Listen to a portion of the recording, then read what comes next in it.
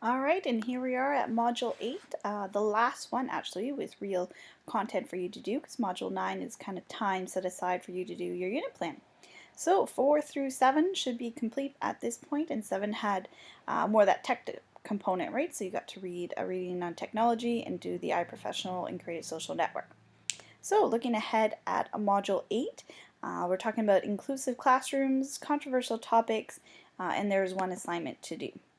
So the title of the module is Leadership in Learning Communities. There are 2 parts, and each of the part has their own readings, or there's videos actually with the second one, and there's discussion threads with each one as well. So just make sure you're posting in the right discussion thread. The focus on the first one is making inclusive classrooms. So there are several different activities there for you to discover. I've also provided a link to the Harmony Movement, which our school board was highly involved with this year. Highly recommend it. It was great training for our students. And thinking about how to incorporate these kinds of things into your classroom, and thinking of social science classrooms in general. If you're teaching foods, how you're going to be inclusive and making sure you're talking about all foods from all over the world, religion, obviously, right, not showing bias towards one certain one or the other, but even something like the child classes, child development, respecting births in other countries and other inclusive ways. So how do you deal with that in the classroom?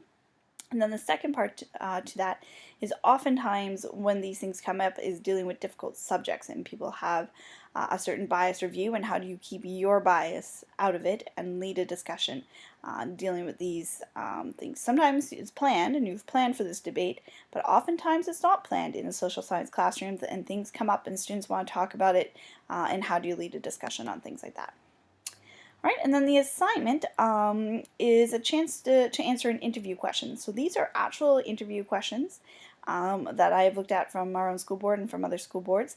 The last one I've added in there, I just added it today actually because I was having a conversation with a principal who's on the interview committee for our supply teacher for our board, who said that this is one of the questions that was answered the most poorly out of everyone that they interviewed. So it has to do with inclusive classrooms and promoting equality and risk-taking, and just inquiry in general. So you might want to try that question.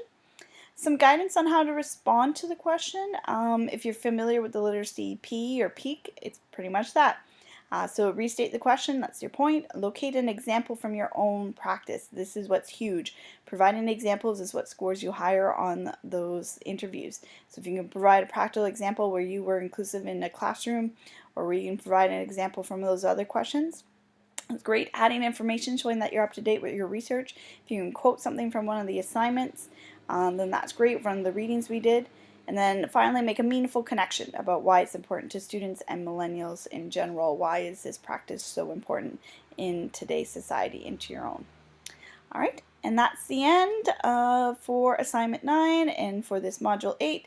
Any questions, email me anytime. Thanks.